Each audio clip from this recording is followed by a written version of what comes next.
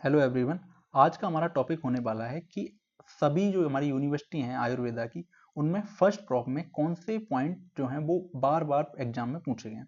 तो हमने एक एनालिसिस करके डिफाइन कर लिया है कि ये पॉइंट बार बार पूछे गए हैं, तो हम वो डिस्कस करेंगे। अगर ये पॉइंट आप तैयार कर लेते हैं तो 90% ऑफ पेपर यहीं से बनता है। ठीक है, तो सबसे पहले शरीर शारीर व्याख्या, हमारा चैप्टर है ये शरीर उपखंडीय शारीर। इसमें सबसे पहला पॉइंट है शरीर शारीर व्याख्या।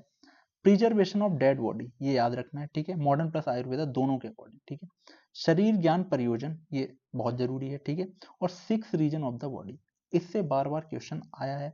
6 मार्क के आसपास का ये पेपर पूछा जाता है। ठीक है, उसके बाद अगला हमारा टॉपिक है परिभाषा शरीर।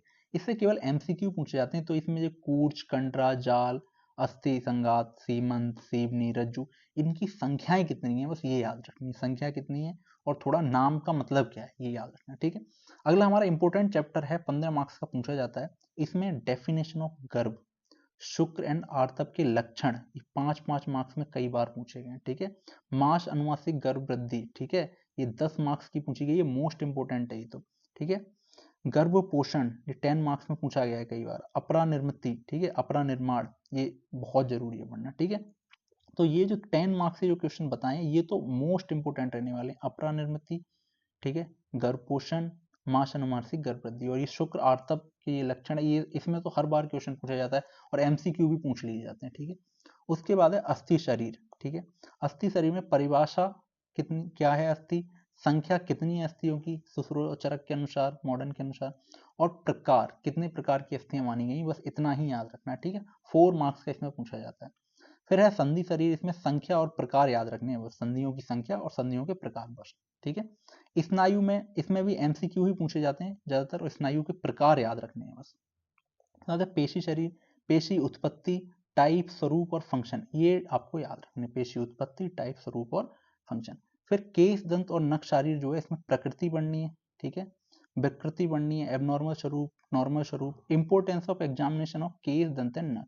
इसमें आपको ज्यादा नहीं पढ़ना, इसमें भी एमसीक्यू पूछने जाने के चांस ज्यादा रहते हैं, एक बार रीडिंग लगानी है इस चैप्टर की बस। ठीक है, इसके बाद हमारी जो बोन्स हैं उसमें ह्यूमरस, क्लेविकल, फीमर, ठीक है, scapula, radius, ulna, vertebral column, ये सारी आपको याद रखनी है। ठीक है, फिर अगला हमारा ये इंपोर्टेंट बोन है, यही पढ़ लोगे तो लगभग चांसेस रहता है कि इन्हीं बोन में से एक बोन पूछ ली जाती है। ठीक है, उसके बाद है एम्ब्रियोलॉजी। एम्ब्रियोलॉजी में sperm and ovum, fertilization, cleavage, ये टर्म आपको याद रखनी है और ये याद भी रखनी है। ठीक है, और foetal circulation and placenta formation, ये याद रखनी है, ये दो तो मोस्ट इंपोर्टेंट। ठीक है, और मंथ वाइज डेवलपमेंट इसमें भी पढ़ लेना। ठीक है, ये पूछा जाता है।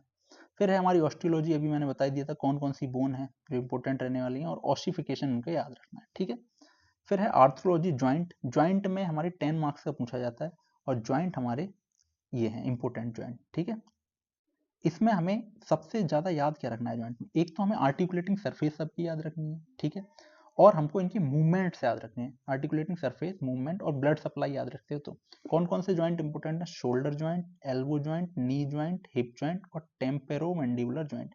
इन सब की वीडियो आपको हमारे चैनल पे मिल जाएंगी। ठीक है, मायोलॉजी में आपको देखो 4 नंबर की मायोलॉजी और बहुत सारी मसल पढ़नी होती है, तो इसमें आप एक बार रीडिंग लगा सकते हो। ठीक है, इसके बाद नर्वस सिस्टम। नर्वस सिस्टम में description of brain, spinal cord, cranial and spinal nerve, सबके नाम याद रखने हैं, ब्रेकियल प्लेक्सिस, ठीक है, ब्रेकियल प्लेक्सिस तो बहुत इंपॉर्टेंट है, और सीएसएफ, सेरिब्रो स्पाइनल फ्लूइड। ठीक है, तो ये भी इंपॉर्टेंट है। इसके अलावा थैलेमस पढ़ना है आपको, मेनिंजेस ऑफ ब्रेन, ये बार बार इनमें से कई बार क्वेश्चन पूछा गया है। ठीक है, वेंट्रिकल्स ऑफ ब्रेन, ये third ventricle, left right ventricle, ये याद कर सकते हो। ठीक है, और इसके बाद सेरिब्रम और सेरिबेलम। ठीक है, ये तो पढ़ना ही है, ब्रेन पढ़ना है तो सेरिब्रम और सेरिबेलम हो गया। अच्छे खासे मार्क्स का दिख रहा है आपको ये चैप्टर। ठीक है, तो इसमें से करना है। उसके बाद है एंडोक्रिनोलॉजी, पिट्यूटी, थायराइड और एक ग्लैंड, एडिनल ग्लैंड। ठीक है, पिट्यूटी, थायराइड, एडिनल, ये याद करनी है, अच्छे से तैयार करके रखनी है, 8 मार्क्स का पूछा जाता है। ठीक है, और अगर याद कर सकते हो तो प्रोस्टेट ग्लैंड भी इसमें इंपॉर्टेंट है। ठीक है, फिर है लिम्फेटिक सिस्टम। लिम्फेटिक सिस्टम में आपको स्ट्रक्चर इंक्लूड लिम्फेटिक सिस्टम, ठीक है, ये याद रखने, केवल एमसीक्यू पूछे जाते हैं। ठीक है, ज्यादा इसमें डिटेल में नहीं जाना। अब बारी है पेपर 2 की। ठीक है, तो पेपर 2 में हमारा क्या क्या इंपॉर्टेंट है जो बार बार एग्जाम में पूछा गया। तो पहला चैप्टर है हमारा प्रमाण शरीर, जिससे बस एमसीक्यू पूछे जाते हैं। 2 मार्क्स, ठीक है। तो इसमें ज़्यादा बस पढ़ लेना है कि अंजलि प्रमाण किसका है, अंजलि प्रमाण किसका है, ये प्रमाण पढ़ ले रहे हैं और बहुत सारा लिखा हुआ है इसमें, क्योंकि तो ज़्यादा नहीं पढ़ना, ठीक है। इसके बाद है कोष्ठ एवं आश्चर्य शरीर, परिभाषा, संख्या और नाम ये याद रखने। डेफिनेशन ऑफ कोष्ठ, कोष्ठांग क्या है, कंसेप्ट ऑफ आश्चर्य ये याद रखने, 4 मार्क्स का बनता है, ठीक है। सिरा शरीर में क्या क्या याद रखनी, सिरा परिभाषा क्या है, संख्या क्या है और भेद क्या है, सिरा धमनी में अंतर, बस इतना पढ़ना है, ठीक है। धमनी शरीर में परिभाषा और भेद, देखो 2 नंबर 4 नंबर के हैं तो ज्यादा डिटेल में जानना नहीं, बस इतना पढ़ना। स्रोतस इंपोर्टेंट चैप्टर है, स्रोतस की परिभाषा, स्रोतस के टाइप, स्रोतस के मूल, चरक और सुश्रुत दोनों के अकॉर्डिंग बहुत इंपॉर्टेंट है, एक टेबल बनाओ याद कर लो। कला शरीर में परिभाषा और भेद, ठीक है, छोटी सी टेबल बनेगी इसमें, कला शरीर परिभाषा और भेद याद रखनी है बस, ठीक है, कि कितनी कला है, कला खलबती सप्तभवंती, है ना। इंद्रिय पंचक याद रखना है इंद्रिय शरीर में, ठीक है।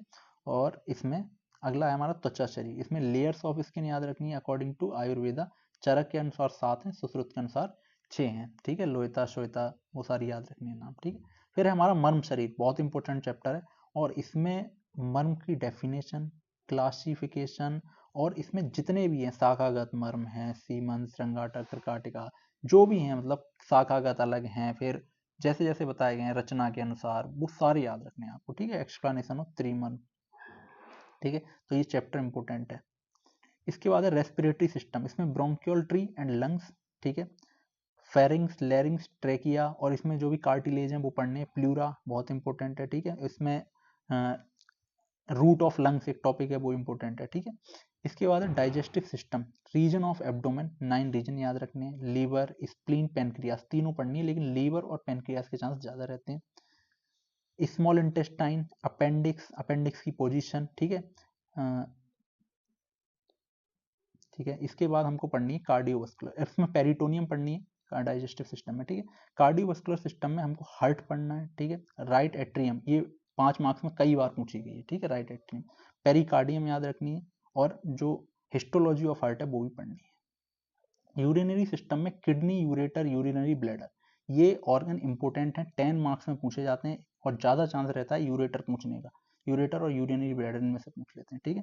रिप्रोडक्टिव सिस्टम अगेन 6 मार्क्स का है, टेस्टिस, प्रोस्टेट ग्लैंड यहाँ पढ़ लो चाहे वहाँ पढ़ लो, ठीक है, पढ़नी है, ठीक है। यूटरस, ओवरीज, फेलोपियन ट्यूब इनकी, और इसमें सबसे इंपॉर्टेंट है यूटरस, यूटरस की आपको एनाटॉमी पूरी पढ़नी है, ठीक। सेंसरी ऑर्गन में आई पढ़नी है, ईयर पढ़नी है, नोज, टंग, स्किन सभी पढ़ने हैं सेंसरी ऑर्गन, तो 10 मार्क्स में पूछे जाते हैं, तो ये तो है ही इंपॉर्टेंट, इसमें जितना है उतना सारा पढ़ना है। तो ये रचना शरीर के इंपॉर्टेंट टॉपिक रहे। Thank you.